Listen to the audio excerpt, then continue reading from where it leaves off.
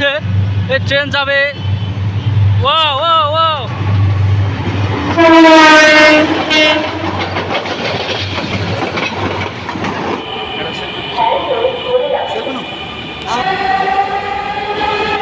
এই তো viewers train এসে পড়েছে। এখন ট্রেনে উঠে যাব আমরা। এটা হচ্ছে অন্যদিকের ট্রেন।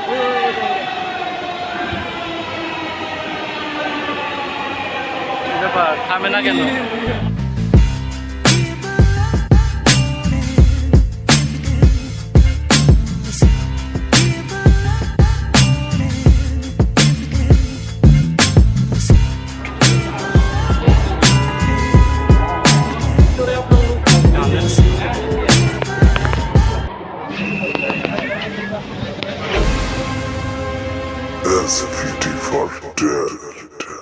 হ্যালো ভিউয়ার্স, আজকে আমি চলে যাব ঢাকার মেট্রো রেলে।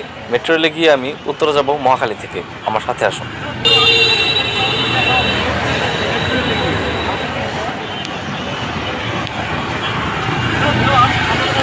দেখা হবে মেট্রো রেলে গিয়ে। ভিউয়ার্স, আমি এই মেট্রো রেল স্টেশনে যাওয়ার জন্য একটি বাসে উঠে গেলাম। আর এটা হচ্ছে ঢাকা মহাখালী। এখান থেকে আমি আগারগাঁও মেট্রো রেল স্টেশনে গিয়ে তারপরে মেট্রো রেলে উঠবো। আর এদিকটা অনেক সুন্দর করে সাজানো হয়েছে, রাস্তাঘাট, ব্রিজ, সো নাইস। এখন চলে আসলাম মহাখালী রেল গেটে। রেল গেট বলতে এটা রেলপথ, এখান দিয়ে রেল চলাচল করা হয়। হ্যালো এভরিওয়ান, আজকে চলে আসছি রেল গেটে, মহাখালী রেল গেট।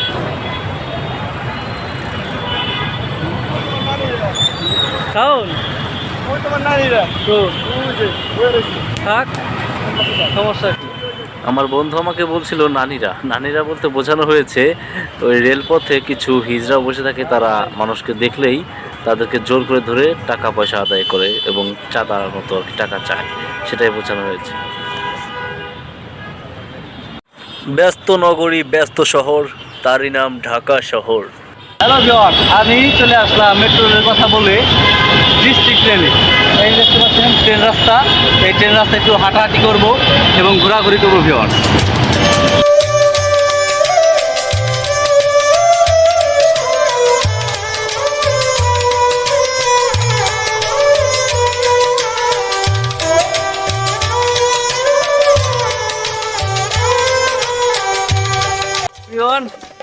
আমি একটু রেল লাইনে হাঁটাচলা করতেছি, হাঁটাচলা করতে অনেক ভালো লাগছে, অনেক সুন্দর লাগে রেল লাইন দেখতে। পাশে আবার ফ্লাইওভার, বাস চলাচল করার জন্য। দেখতে পাচ্ছেন বাংলাদেশের ট্রেন আসছে, এই ট্রেন যাবে। ওয়াও ওয়াও ওয়াও,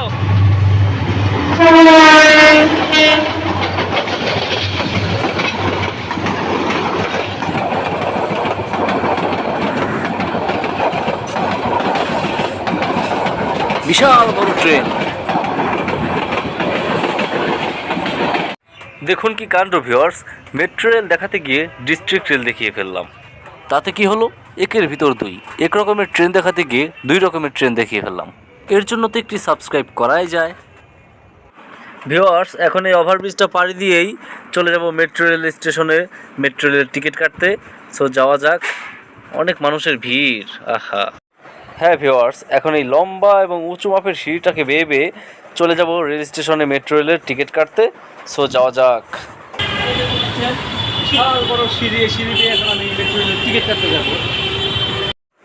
আমার মতে এই সিঁড়িটাতে একটি লিফট ব্যবহার করা উচিত, কারণ এতটাই উঁচু যে উঠতে উঠতে হয়রান হয়ে যায়। প্রায় 4 থেকে 5 তলার মতন উঁচু, আর এত উঁচু তো একজন অসুস্থ মানুষ কখনোই উঠতে পারবে না। আমি না হয় সুস্থ মানুষ, এর জন্য লাফিয়ে লাফিয়ে দৌড়ে দৌড়ে উঠে গেলাম। তবে একটি অসুস্থ মানুষের জন্য এই সিঁড়ি বেয়ে স্টেশনে ওঠা ইম্পসিবল।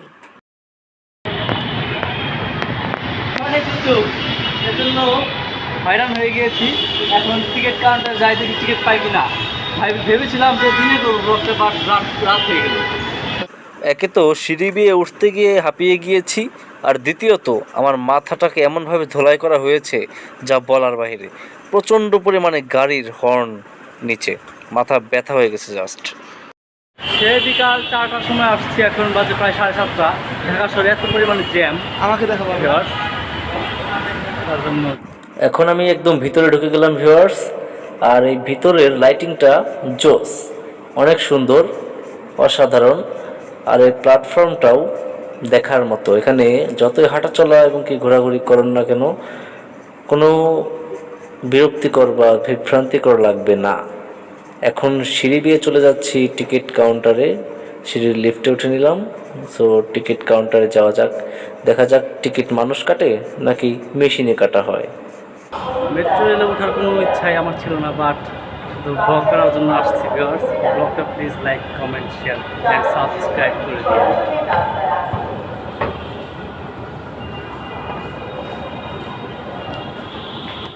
ফাইনালি টিকিট কাটার জন্য আমি টিকিট কাউন্টারে এসে পড়েছি।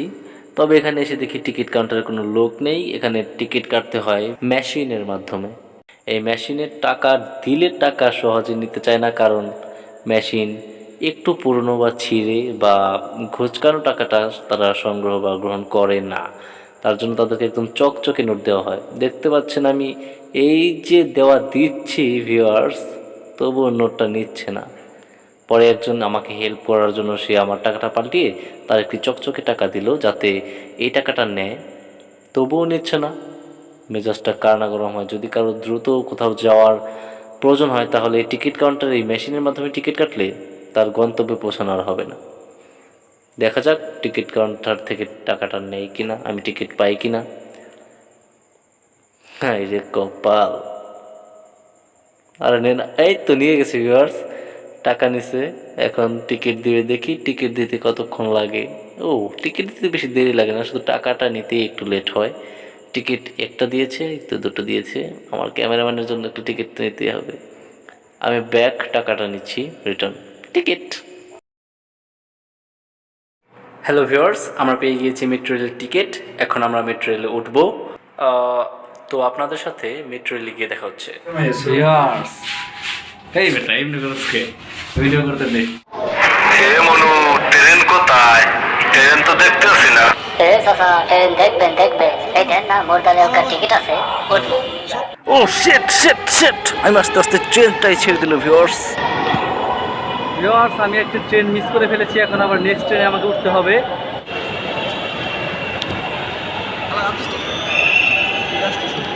ট্রেনের অপেক্ষায় আছি ভিউয়ার্স। এই তো ভিউয়ার্স, ট্রেন এসে পড়েছে। এখন ট্রেনে উঠে যাব আমরা।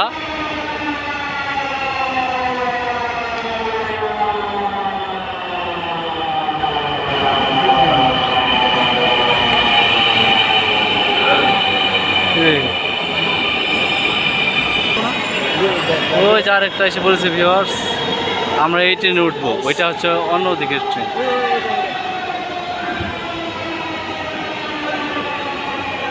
ব্যাপার থামে না কেন? হিউজ পরিমাণে পিপলস, অনেক মানুষ।